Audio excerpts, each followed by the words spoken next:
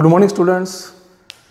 आज आपण पाहणार आहोत chapter number 2 reproduction in animals. या चॅप्टरमधला सेकंड व्हिडिओ आपण बघत आहोत. मागच्या व्हिडिओजमध्ये आपण असेक्सुअल रिप्रोडक्शन आणि त्याच्या मेथड्स शिकलो. आज आपण रिप्रोडक्शन इन ॲनिमल्स यामधलं नेक्स्ट टॉपिक बघणार.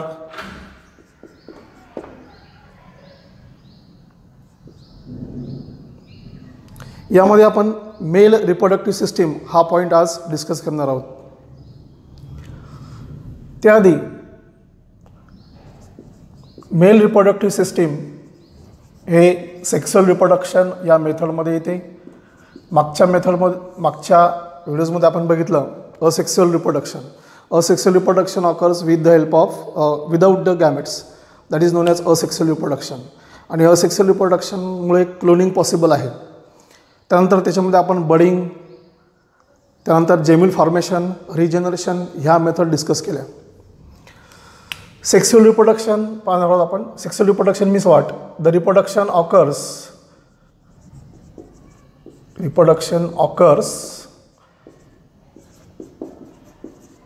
with the help of gametes, that is called as sexual reproduction. Reproduction occurs with the help of gametes means here male and female gametes are required. दोन गॅमेटची गरज पडते आणि या ठिकाणी new individual form होतो. That is not exactly similar to the parent one. तो पॅरेंटसारखा नसतो, तो डिफरंट असतो. The sexual reproduction is also called amphimixis. याला ॲम्फिमिक्सिस म्हणता येईल, तर असेक्सुअल रिप्रोडक्शनला म्हणता येईल apomixis. And sexual reproduction is called amphimixis. कारण या ठिकाणी दोन प्रकारचे गॅमेट्स एकत्र येतात आणि न्यू इंडिव्हिज्युअल तयार होतो, म्हणून त्याला आपण म्हणता येईल ॲम्फिमिक्सिस. त्याचबरोबर याच्यामध्ये दोन गॅमेटिक न्यूक्लियस इन्व्हॉल्व होतात, male gamete and female gametes. The sexual reproduction is the most essential type of reproduction among the asexual reproduction in case of higher organisms. Sexual reproduction most common method म्हणता येईल किंवा higher ऑर्गॅनिझममध्ये होत असते mostly. तर higher ऑर्गॅनिझममध्ये दोन महत्त्वाचे events होत असतात, meiosis and fertilization. In case of sexual reproduction the meiosis and fertilization, two important events are there. हे दोन महत्त्वाचे इव्हेंट्स असतात. मिओसिस हे गॅमेट फॉर्मेशनच्या वेळेस होत असतं आणि फर्टिलायझेशन हे दोन गॅमेट्स एकत्र येतात आणि डिप्लॉइड झायगोट तयार होतो. झायगोट डेव्हलप होऊन एम्ब्रियो तयार होतो, म्हणजे फर्टिलायझेशन प्रोसेसच्या वेळेस होत असते. त्यानंतर in every sexually reproducing organisms two distinct phases are there. दोन फेजेस इन्व्हॉल्व होतात. Juvenile phase, first phase, and reproductive phase. Juvenile phase means what? It is the vegetative phase. ही जी फेज असते ती व्हिजिटेटिव्ह फेज असते. Vegetative states phase start from the birth. ही बर्थपासून होत असते आणि यामध्ये इन्क्लूड होते ग्रोथ अँड डेव्हलपमेंट. तर प्रत्येक इंडिव्हिज्युअलमध्ये ग्रोथ आणि डेव्हलपमेंट होत असते फ्रॉम बर्थ. त्यानंतर सेकंड स्टेज स्टार्ट होते, त्याला म्हणतो आपण रिप्रोडक्टिव्ह स्टेज किंवा reproductive phase. In this case the male and female individuals becomes mature. They becomes mature sexually. मग रिप्रोडक्टिव्ह फेज अटेन झाल्यानंतर हे ऑर्गॅनिझम जे असतात, म्हणजे मेल आणि फिमेल असतात, ते सेक्सुअल रिप्रोडक्शनमध्ये इन्व्हॉल्व होऊ शकतात आणि त्यानंतर ते न्यू इंडिव्हिज्युअल फॉर्म करू शकतात. तर ह्या दोन फेजेस असतात. एक ज्युव्हेनाइल फेज म्हणजे first phase vegetative phase, second असते रिप्रोडक्टिव्ह फेज. यालाच आपण म्हणतो या फेजमध्ये सेक्स्युअल मॅच्युरिटी अटेन होते and they are able to form the gametes, male gametes as well as female gametes. हे झालं बेसिक. आपण डिस्कस करणार आहोत human reproductive system. Human reproductive system.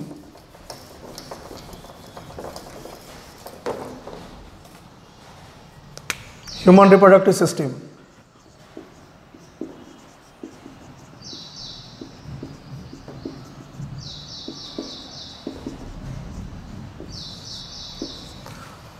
आपण बघितलं की सेक्सुअली रिप्रोडक्टिव्ह ऑर्गॅनिझममध्ये न्यू इंडिव्हिज्युअल फॉर्म करण्याची कॅपॅसिटी असते किंवा ते सेक्सुअली ज्यावेळेस मॅच्युअर होतात तेव्हा ते न्यू इंडिव्हिज्युअल फॉर्म करू शकतात.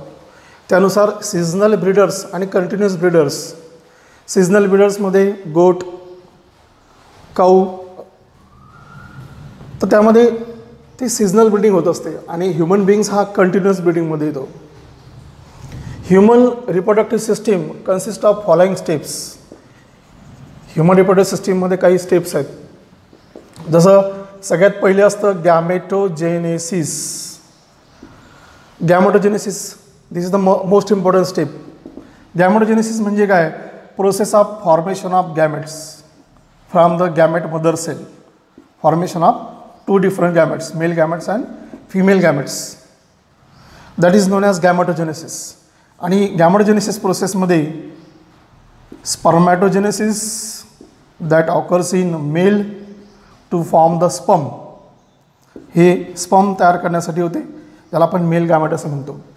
And oogenesis occurs in female that is responsible for to form egg or ovum. ते एग किंवा ओव्हम तयार करते म्हणजे फिमेल गॅमेट तयार करतो. ही जी स्टेप्स आहे याला गॅमेटोजेनेसिस स्टेप्स असं म्हणतात. गॅमेट्स मिळाल्यानंतर नेक्स्ट स्टेप जी असते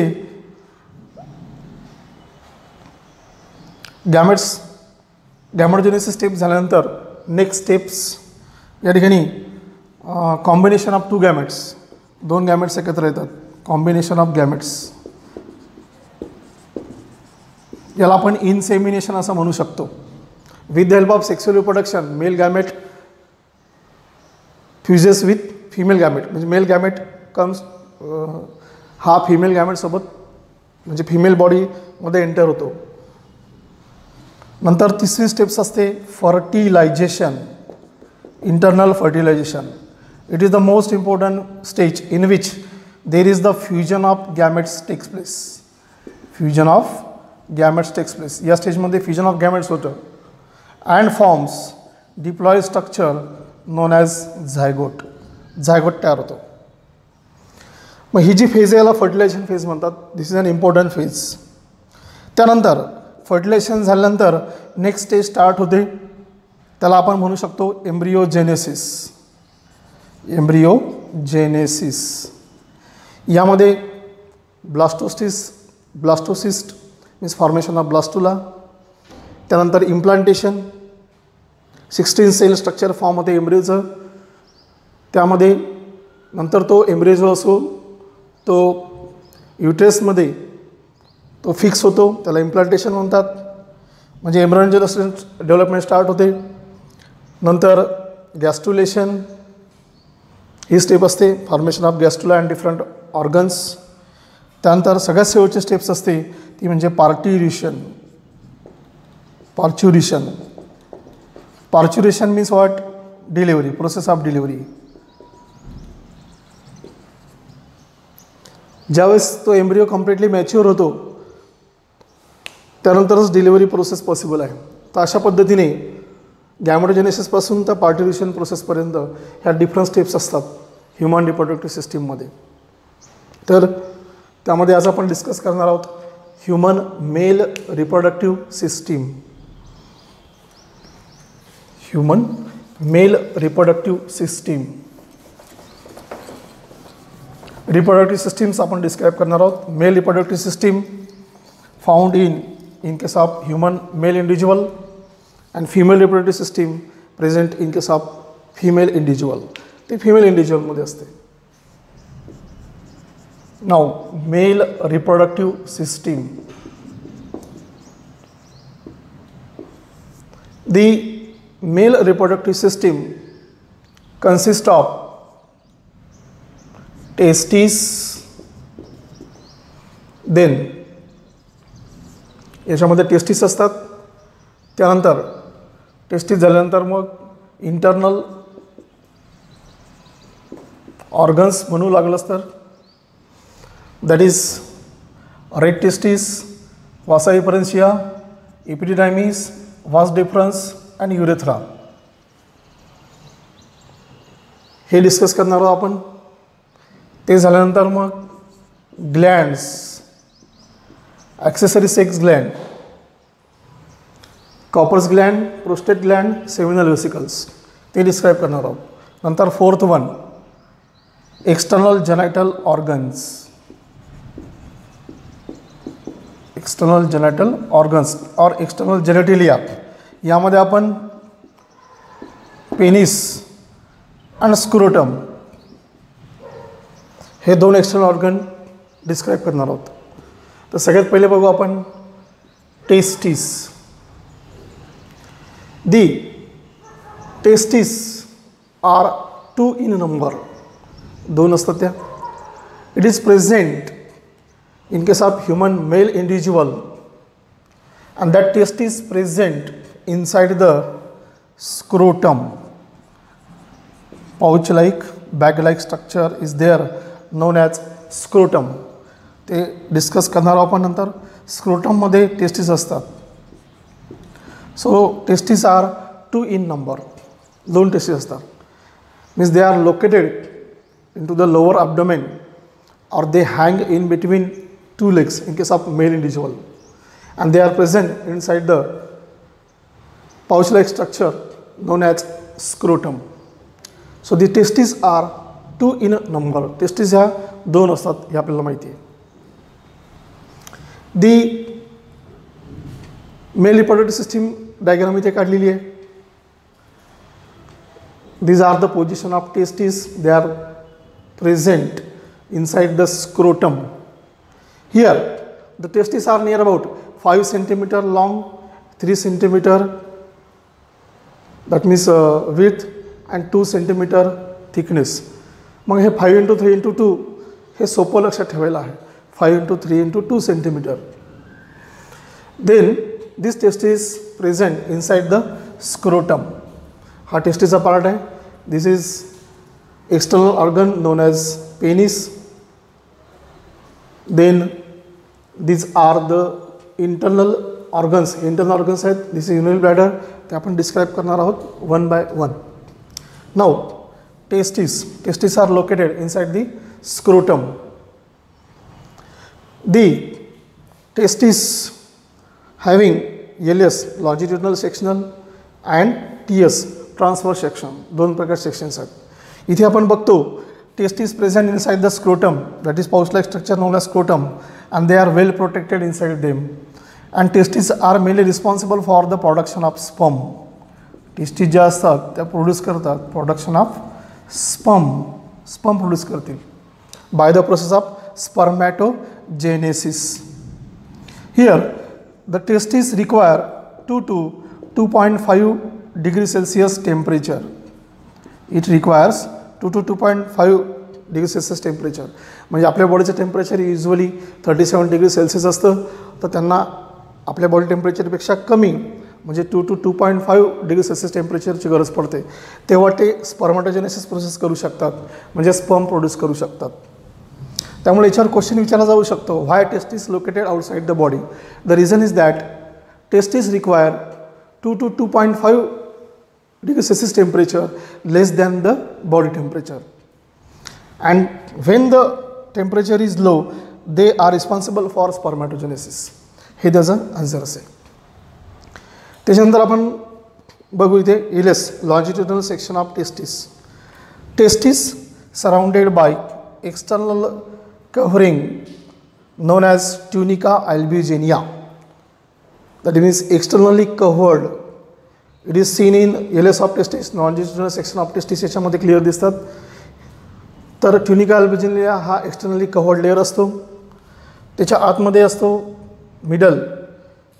inner that is tunica vaginalis and innermost that is tunica vasculosa. Inside the tunica vasculosa there is presence of such 200 to 300 lobules. व्हॅस्क्युलोच्या आतमध्ये असणार 200 ते 300 lobules, and these lobules consist of such coiled structures known as seminiferous tubules. साधारणतः हे जे लॉब्युल्स असतात त्याच्यामध्ये अशा प्रकारची त्याची अरेंजमेंट असते like this. these are seminiferous tubules. म्हणजे 200-300 लॉब्युल्स असतात आणि त्याच्यामध्ये 1 to 4 seminiferous tubules असतील. that are tubular structure, so they are known as seminiferous tubule. And this is the part of epidermis, the uppermost part capita, body middle body parts त्याला म्हणायचं corpus एपिडर्मिसचा, and tail part known as cauda. नंतर आपण बघू TS of testis, transverse section of the testis. Here when we observe the TS of testis, transverse section of testis, the outer covering is known as tunica albuginea. जे इथे आपण बघितलं टेस्टिसच्या भोवती covering असतं त्याला म्हणायचं tunica albuginea.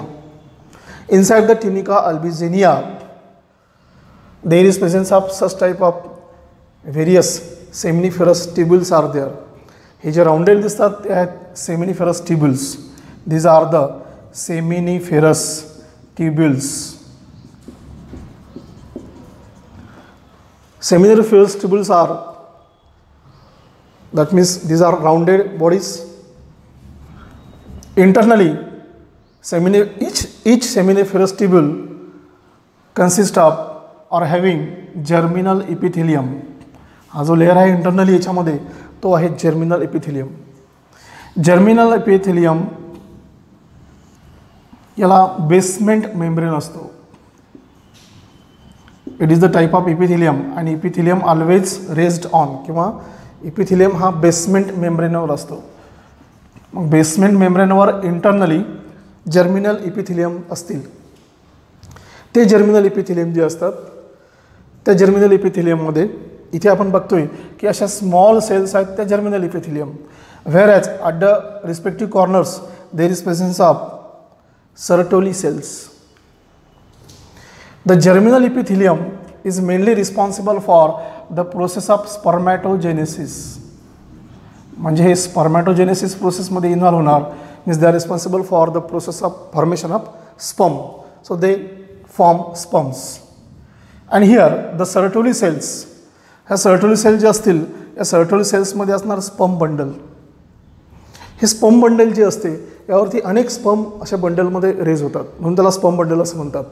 आणि सेंटरला जे असतात ते मॅच्युअर स्पर्म इथे सेंटरला लोकेट होतील. त्यानंतर हे जे सेमिनिफेरस ट्युब्युल्स आहेत त्या सेमिनिफेरस ट्युब्युल्समध्ये हा जो गॅप आहे certain gap is there known as interstitial cells or Leydig cell. The function of Leydig cell is that to produce male sex hormone known as androgen. त्या अँड्रोजेन हार्मोन फॉर्म करतात किंवा त्यांनाच म्हणतात testosterone hormone. They form the testosterone hormone or androgen hormone. So this hormone is called male sex hormone. आणि इथे आपण बघतो हे जे जर्मिनल एपिथेलियम सेल असतात ह्या जर्मिनल एपिथेलियम सेल्स याच्यामध्ये स्पर्मॅटोजेनेसिस प्रोसेस होते आणि स्पर्म तयार होतील. त्याच्यानंतर हे जे सर्टोली सेल्स असतात ह्या Sertoli cells Sertoli cells mainly responsible for to provide nourishment to the developing sperm. हे नरिशमेंट प्रोव्हाइड करतील. तर अशा प्रकारचं स्ट्रक्चर असतं TS ऑफ टेस्टिस. त्यानंतर आपण बघणार आहोत इंटरनल ऑर्गन्स ज्यामध्ये रिट टेस्टिस, वास एफरन्सिया, एपिडायमिस, वास डेफरन्स आणि युरेथ्रा हे पार्ट असतात. हा जो पार्ट आहे टेस्टिसच्या इथे याला म्हणायचं एपिडिडायमिस. This part is called epidermis. Epidermis consists of three parts. That means upper capita, middle body known as carpus, and tail known as cauda. Here, the sperms are collected with the help of epidermis. पण त्याआधी हा जो portion आहे network present inside the testis, they are called as reed testis. And reed testis having various such type of tube-like structure known as vasa efferentia. Then after that vasa efferentia joins to the epidermis and epidermis हे तीन part असतात हे आपण बघितलं. Later on the sperms enters into the vasa efferentia, then it goes to the epidermis. From epidermis the common duct is there, a pair of duct known as vas deferens त्या दोन्ही बाजूला इथे जोडलेले असतात. तर ही व्हास डिफरन्स जी असते ती vas difference एपिडॅमिसकडून आलेलं स्पर्म जे असेल ते कलेक्ट करतं आणि इथे हा जो सेमिनिफेरस ट्यूब्यूल आहे सेमिनल व्हेसिकल्स आहेत, इथे ते स्पर्म आणले जातात. त्याच्यानंतर हे आपण बघतो prostate Gland. Prostate Gland produces prostate fluid. त्यानंतर ही असते कॉपर्स ग्लँड, याला म्हणतात बल्बो युरेथ्रल ग्लँड्स. नंतर हा जो पोर्शन आहे सेमिनल व्हेसिकल्स आणि इथे हा प्रोस्टेट ग्लँड ह्या सेमिनल व्हेसिकलला जोडलेले असतात. सेमिनल व्हेसिकल्स ह्या सेमिनल फ्लुइड फॉर्म करतात. त्याच्यानंतर vas deferens opens in to that means ejaculatory duct. Ejaculatory डक्टमध्ये ओपन होतील आणि इजॅक्युलेटरी डक्टमध्ये टेम्पररी स्टोअर होतील स्पर्म्स आणि त्यामधून नंतर हा जो पोर्शन आहे याला आपण म्हणू युरेथ्रा. युरेथ्रामधून ते स्पर्म म्हणजे सिमेन आणि urine drop by drop pass होईल. इथे आपण बघू urethra in case of male is long tube that opens exteriorly through the penis. ते पेनिसमधून इकडे बाहेर ओपन होतं. तर याच्यामध्ये युरेथ्रा जो असतो यामध्ये कॉमन ओपनिंग असतात म्हणून त्याला म्हणतात urethra is nothing but urinogenital duct, कारण याच्यामध्ये कॉमन ओपनिंग असतात. At the time of copulation they release the semen and at the time of urination they passes the urine drop by drop through the penis externally. तर अशा पद्धतीचे हे आहे युरिनेशन process आणि म्हणजे स्पर्मॅटोजेनेस सीमन बाहेर पडले जातात म्हणून या दोघांना एकत्रितपणे म्हणतात युरिनोजेनायटल डक्ट. त्यानंतर external genital organ known as penis. Penis is cylindrical, long, muscular, flexible किंवा erectile organ at the time of copulation and it has the interior structure known as glans penis. Glans penis surrounded by foreskin. Foreskin असते या ठिकाणी. तर याच्यामधून urine आणि सीमन बाहेर टाकलं जातं. ते आपण नेक्स्ट पिरियडमध्ये ह्या ज्या ग्लँड्स आहेत त्या आणि स्क्रोटम आणि पेनिस हे डिटेलमध्ये डिस्कस करू. धन्यवाद.